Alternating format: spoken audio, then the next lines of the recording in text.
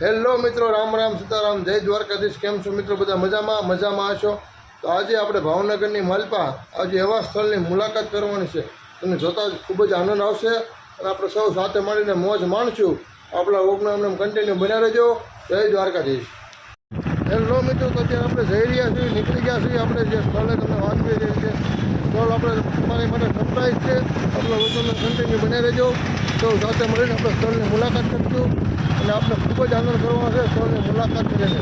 આપણા વ્લોગને કન્ટિન્યુ બન્યા રહેજો। તો મિત્રો, અત્યારે અમે નીકળી ગયા છીએ જે સ્થળની મુલાકાત કરવા માટે। આપણા જે મિત્રોની વાત આપણે કરવાના મિત્રો આવી ગયા, તમે જોઈ રહ્યા છો જે જઈ રહ્યા છે। તો અમે જઈ રહ્યા છીએ એટલે તમે જોઈ રહ્યા છો આપણે શક્તિમાં આવી ગયા છે। તો આપણે જઈ રહ્યા છીએ સ્થળની મુલાકાત કરવા માટે।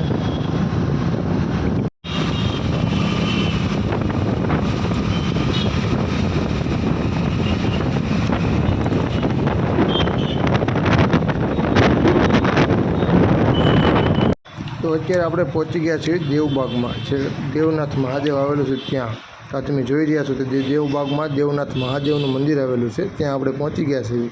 જે દેવનાથ મહાદેવ છે તે આપણે પહોંચી ગયા છીએ। જે દેવનાથ મહાદેવ છે તે મિની કેદારનાથ તરીકે ઓળખાય છે। જ્યાં મંદિર તમને દેખાઈ રહ્યું છે તે મિની કેદારનાથ તરીકે પણ ઓળખાય છે અને બહુ જ મોટું વિશાળ મંદિર છે અને મજા પણ આવે એવું છે। એક વખતથી જરૂરથી દર્શન કરવા પધારજો સૌ મિત્રો।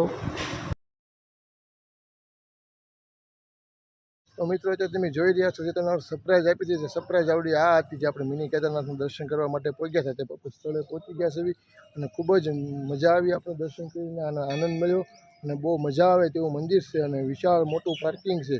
તો તમે એક વખતથી જરૂર દર્શન કરવા આવજો અને અમને પણ મજા આવી, તમને દર્શન કરીને તમને પણ મજા આવી છે। તો તમે આમના આપણા વ્લોગમાં કન્ટિન્યુ બન્યા રહેજો અને મજા આવશે વ્લોગ જોવાની।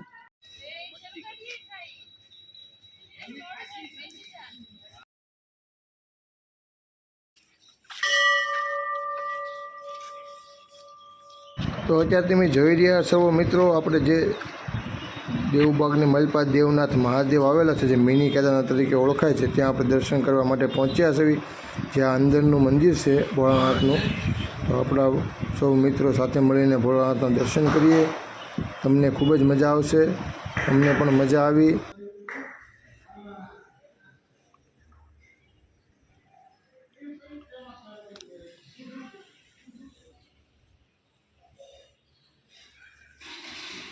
ભોળાનાથના મંદિરની બાજુમાં એક જેટ શનિદેવનું મંદિર આવેલું છે, જે શનિદેવનું તમને દેખાય છે। શનિદેવના મંદિરની બાજુમાં હનુમાનજી દાદાનું મંદિર આવેલું છે।